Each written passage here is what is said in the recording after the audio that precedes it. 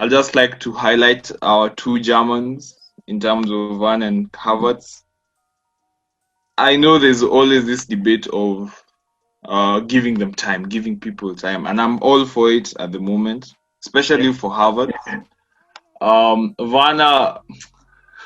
Werner is just having that unlucky streak. I really can't blame him, but for how much we paid, I think even he should start realizing that he can't be taking all these chances for granted. This is not the Bundesliga where you have way more chances to capitalize on because more teams are more defensive minded, or you won't get as many opportunities as he does to score. But credit to him to always for always finding himself in goal scoring opportunities. That's what to his attack positioning.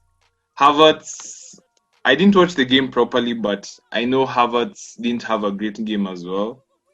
And to be honest, for him especially, I know it's a time factor that he should get used to it, but for what we pay him, and I know it's a bit early to start that, but for what we pay Havertz, because he's paid over 310,000 pounds compared to our second highest earner, who I think is Werner, at 170,000 pounds.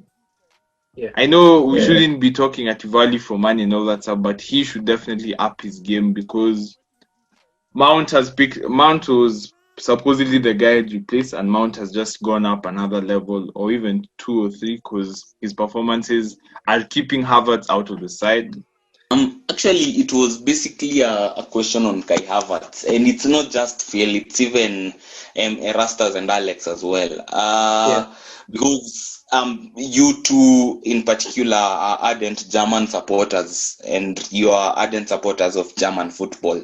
And, you know, in the Premier League, there is significantly lesser space than there is in the Bundesliga. So my question basically is,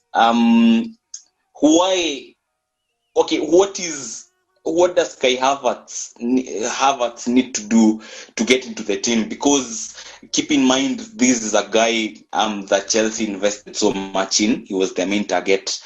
He was wanted by virtually every big name under the sun.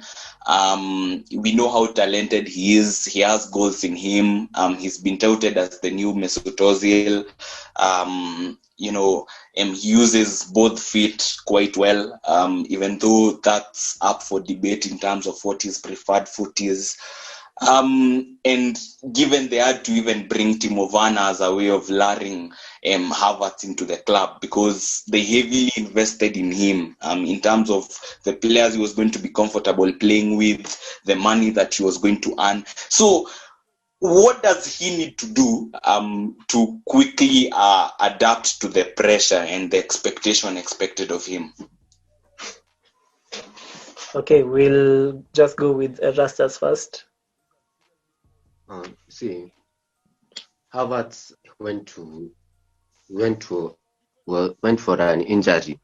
He was injured. During that time, Chelsea changed their formation. They were playing 4-3-3. They went to 4-2-3-1, and they really performed well. And now Havertz is there, and he has to compete with the likes of Mount, Kovacic, Jorginho. And you see, now those positions are overloaded because they will have to play with the 2 central midfielders, and Havertz now has to compete for 10. Yeah. And I don't think Lampard will revert back to a 4-3-3 again. For Havertz, the reason why Havertz not performing, first of all, he lacks space. That's what I saw against Leeds. He was really being caught up during the time he was having the ball. And in the Premier League, you're not given that space to dribble past players. I think he really needs to improve on his handling of the ball, or he reverts to another position like the wing. He can also play the wing, but I think he will still be a good player, and he will develop into a good player like De Bruyne in the future. Alex?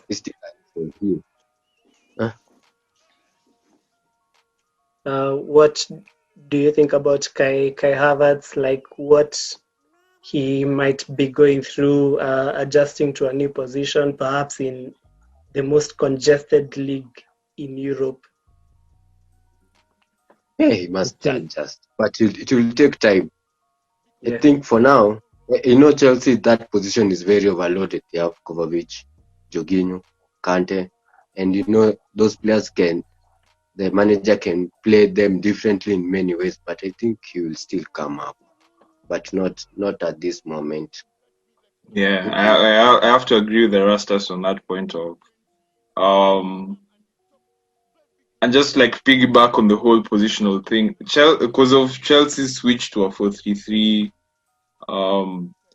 the fact that we almost have a Man City kind of setup where Lampard has an array of options to choose now, and now depending on which kind of opposition we'll play, that's who he will choose. And I'm not trying to say he'll start having that Pep mindset of messing up our FPL teams, but I think it's just a time thing. It's not something massive. It's not like it's just the COVID plus the injury and just getting used to things. Give him like I think a few games and a few months to really integrate into the squad, because I don't think we pay 70 million for a backup player. We pay 70 million for a starter, and that's the kind of guy who in the future we see that he will have the kind of influence that De Bruyne and Bruno Fernandes have on their teams. So yeah, just giving up time. Mark, by the way, I'll address. I don't like the what do you call it? The comparison to him and Mesut Ozil. We don't want another German messing up our wage books while doing nothing. But no, The German curse. Seconded by the way, seconded.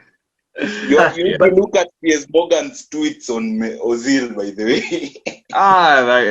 they're in for a fight, but yeah. There's no need to worry, Mark, because he'll join you in 10 to 15 years. Okay, so yeah.